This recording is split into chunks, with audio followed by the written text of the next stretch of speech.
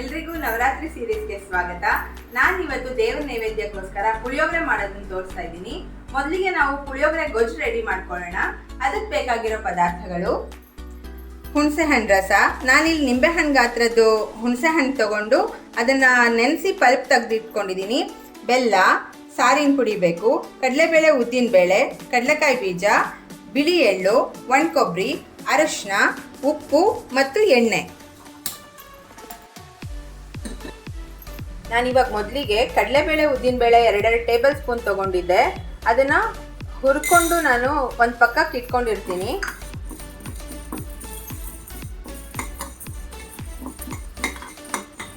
ನೋಡಿ, ಇವಾಗ ಹುರ್ಕೊಂಡಿದ್ದಾಗಿದೆ. ನಾನು ಇದನ್ನು ಒಂದು ಪ್ಲೇಟಿಗೆ ಟ್ರಾನ್ಸ್ಫರ್ ಮಾಡ್ಕೊತೀನಿ. ಇವಾಗ ನಾನು ಬಾಣಲೆ ಇಟ್ಕೊಂಡಿದ್ದೀನಿ. ಇವಾಗ ನಾನು ಸ್ವಲ್ಪ ಎಣ್ಣೆ ಹಾಕಿ ಗೊಜ್ಜು ಮಾಡ್ಕೊತೀನಿ. ಮೊದಲಿಗೆ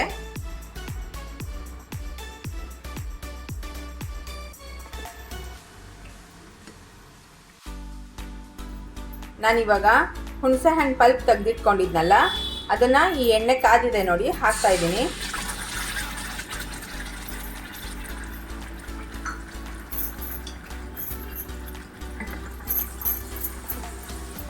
ನಾನು ಸ್ವಲ್ಪ ಗಟ್ಟಿಗೆ ತೆಗೆದಿಟ್ಕೊಂಡಿದ್ದೀನಿ ರಸನ, ಹುಣಸೆ ಹಣ್ಣು ರಸ.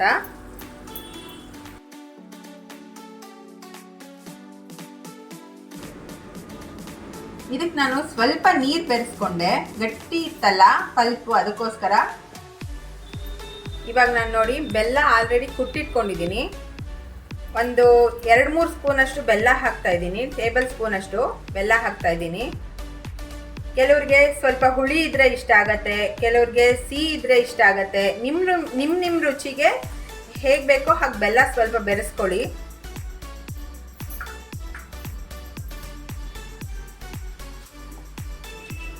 ಗೊಜ್ಜು ಕುದಿತಾ ಕುದಿತಾ ಲೇಹ್ಯ ಥರ ಬರುತ್ತೆ, ಅವಾಗ ಗೊಜ್ಜು ಚೆನ್ನಾಗಿ ಆಗಿರತ್ತೆ.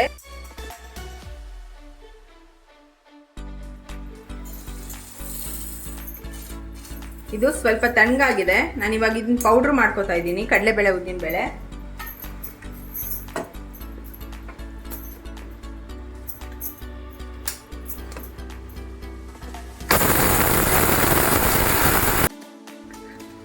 ನೋಡಿ, ಇವಾಗ ಇದು ಪೌಡ್ರ್ ಆಗಿದೆ ಈ ಥರ.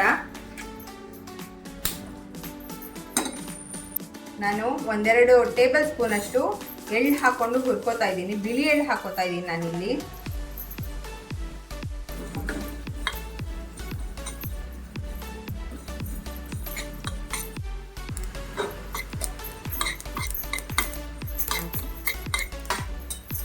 ಇವಾಗ ಎಳ್ಳು ಹುರಿದಿದ್ದಾಗಿದೆ ನೋಡಿ. ನಾನು ಇದನ್ನು ಒಂದು ಪ್ಲೇಟ್ಗೆ ಹಾಕೋತಾ ಇದ್ದೀನಿ. ಇದು ಸ್ವಲ್ಪ ತಣ್ಣಗಾದ್ಮೇಲೆ ಪೌಡ್ರ್ ಮಾಡ್ಕೋತೀನಿ, ತರ್ತರಿಯಾಗಿ ಪುಡಿ ಮಾಡ್ಕೋತೀನಿ. ಇದನ್ನು ಎಳ್ಳು ಹುರಿದಿದ್ನಲ್ಲ, ತಣ್ಣಗಾಗಿದೆ, ಪುಡಿ ಮಾಡ್ಕೋತೀನಿ ತರ್ತರಿಯಾಗಿ.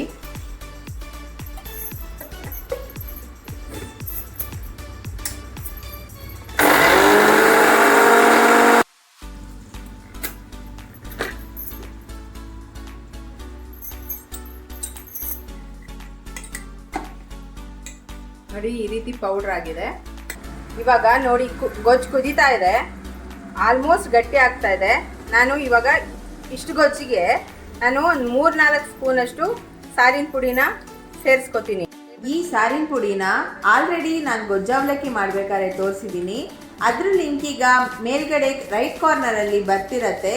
ಅದನ್ನು ಕ್ಲಿಕ್ ಮಾಡಿ ಹೇಗೆ ಮಾಡೋದು ಅಂತ ನೋಡ್ಕೋಬಹುದು. ಇಲ್ಲ ಅಂದರೆ ಕಮೆಂಟ್ ಮೂಲಕ ತಿಳಿಸಿದರೆ ನಾನು ಸಪ್ರೇಟಾಗಿ ಇನ್ನೊಂದು ವಿಡಿಯೋದಲ್ಲಿ ಹೇಗೆ ಮಾಡೋದು ಅಂತ ತಿಳಿಸ್ಕೊಡ್ತೀನಿ. ಉಪ್ಪು ನಾನಿಲ್ಲಿ ಮೊದಲಿಗೆ ಸ್ವಲ್ಪ ಹಾಕ್ಕೊಂಡಿರ್ತೀನಿ, ಯಾಕೆಂದರೆ ಹೆಚ್ಚು ಕಮ್ಮಿ ಆಗಿಬಿಡತ್ತೆ. ಗೊಜ್ಜಿಗೆ ನಾನು ಸ್ವಲ್ಪ ಮಾತ್ರ ಹಾಕ್ಕೊಂಡಿರ್ತೀನಿ. ಅನ್ನ ಕಲಿಸ್ಕೊತೀವಲ್ಲ, ಅವಾಗ ನೋಡ್ಕೊಂಡು ಮೇಲೆ ಒಂದು ಸ್ವಲ್ಪ ಉಪ್ಪು ಹಾಕಿ ಕಲಿಸ್ಕೋಬೋದು ಒಗ್ಗರಣೆ ಮಾಡಿದಾಗ. ನಾನಿವಾಗ ಇಲ್ಲಿ 2 ಟೀ ಸ್ಪೂನಷ್ಟು ಹಾಕಿದ್ದೀನಿ ಉಪ್ಪನ್ನ. ನಾನು ಕಡಲೆಬೇಳೆ, ಉದ್ದಿನಬೇಳೆ ಹುರಿದಿಕೊಂಡು ಪುಡಿ ಮಾಡಿದ್ನಲ್ಲ, ಅದು 1.5-2 ಸ್ಪೂನಷ್ಟು ಅಷ್ಟೇ, ಜಾಸ್ತಿ ಹಾಕಲ್ಲ, ಹೊಂದ್ಗೂಡಕ್ಕಷ್ಟೇ. ಇದು ಹಾಕ್ಬಿಟ್ಟು ಚೆನ್ನಾಗಿ ಕೈಯಾಡಿಸ್ಬಿಡ್ಬೇಕು. ನೋಡಿ, ಕಲಿಸ್ತಾ ಕಲಿಸ್ತಾ ಈ ಥರ ಗಟ್ಟಿ ಆಗ್ತಾ ಬರುತ್ತದು. ಎಳ್ಳಿನ ಪುಡಿ ಮಾಡಿಟ್ಕೊಂಡಿದ್ನಲ್ಲ, ಎಳ್ಳನ್ನ ಹುರಿದು, ಅದು ಕೂಡ ಒಂದು 2 ಸ್ಪೂನ್ ಹಾಕ್ಬಿಡ್ತಾ ಇದ್ದೀನಿ. 2 ಸ್ಪೂನ್ ಹುರ್ಕೊಂಡಿದ್ನಲ್ಲ, ಅಷ್ಟು ಹಾಕ್ತಾ ಇದ್ದೀನಿ ನಾನು. ಈಗ ನೋಡಿ, ಈ ಥರ ಆಗಿದೆ ಪುಳಿಯೋಗರೆ ಗೊಜ್ಜು. ಬಾಣಲೆ ಬಿಟ್ಕೊಂಡು ಬಂದ್ಬಿಡತ್ತೆ. ಅದು ಆದ ತಕ್ಷಣ ನಿಮ್ಗೆ ಗೊತ್ತಾಗ್ಬಿಡುತ್ತೆ, ಎಣ್ಣೆ ತೇಲಕ್ಕೆ ಶುರುವಾಗತ್ತೆ. ಸ್ವಲ್ಪ ಎಣ್ಣೆ ಹಾಕಿದ್ದೆ ನಾನು ಅಷ್ಟೇ. ನೋಡಿ ಇವಾಗ ಮಿಕ್ಕಿರೋಂತಹ ಗೊಜ್ಜನ್ನ ನಾನು ಒಂದು ಕಂಟೈನರಲ್ಲಿ ಹಾಕಿ ಸ್ಟೋರ್ ಮಾಡಿ ಇಟ್ಕೋತಾ ಇದ್ದೀನಿ.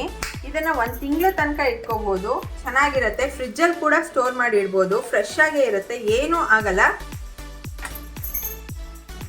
ನಾನಿವಾಗ ಪುಳಿಯೋಗರೆ ಮಾಡೋಕ್ಕೋಸ್ಕರ ಒಗ್ಗರಣೆ ಮಾಡ್ಕೋತಾ ಇದ್ದೀನಿ.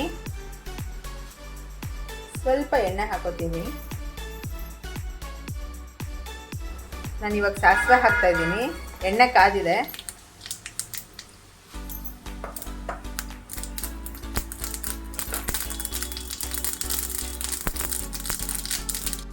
ಬೀಜ, ಇದು ಗೋಡಂಬಿ ಆಪ್ಷನಲ್ಲು, ಬೇಕು ಅಂದರೆ ಹಾಕೋಬೋದು ಅಷ್ಟೇ. ನಾನೊಂದು 2 ಗೋಡಂಬಿ 3-4 ಹಾಕ್ತಾ ಇದ್ದೀನಿ ಅಷ್ಟೇ.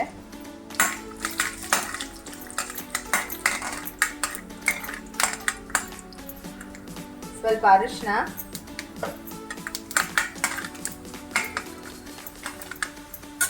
ಕರಿಬೇವು, ಒಂದು 4-5 ಎಸಳಷ್ಟು ಕರಿಬೇವು ಹಾಕ್ತಾ ಇದ್ದೀನಿ.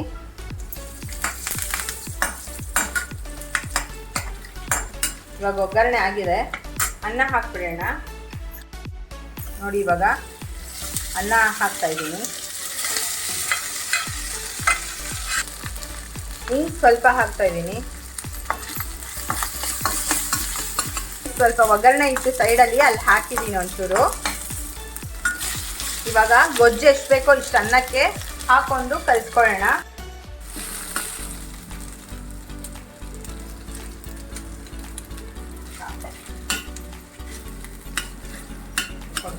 ಇವಾಗ ನೋಡಿ ಪುಳಿಯೋಗರೆ ರೆಡಿ ಆಗಿದೆ. ನಾನಿವಾಗ ಮೇಲ್ಗಡೆ ಸ್ವಲ್ಪ ಒಣಕೊಬ್ಬರಿ ಹಾಕಿ ಇನ್ನೊಂಚೂರು ಕಲಿಸ್ಬಿಡ್ತೀನಿ.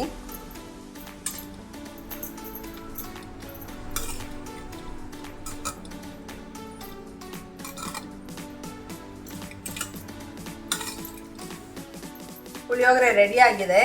ನೀವು ಮನೇಲಿ ಪುಳಿಯೋಗರೆನ ದೇವ್ರ ನೈವೇದ್ಯಕ್ಕೆ ಮಾಡ್ಕೊಳ್ಳಿ. ಹಾಗೆ ಕಮೆಂಟ್ ಮೂಲಕ ಹೇಗೆ ಬಂತು ಅಂತ ತಿಳಿಸಿ. ಲೈಕ್, ಶೇರ್, ಸಬ್ಸ್ಕ್ರೈಬ್ ಮಾಡೋ ಮೂಲಕ ನಮ್ಗೆ ಹೀಗೆ ಸಪೋರ್ಟ್ ಮಾಡ್ತಾ ಇರಿ. ಮುಂದಿನ ವಿಡಿಯೋದಲ್ಲಿ ಸಿಗೋಣ. ನಮಸ್ಕಾರ.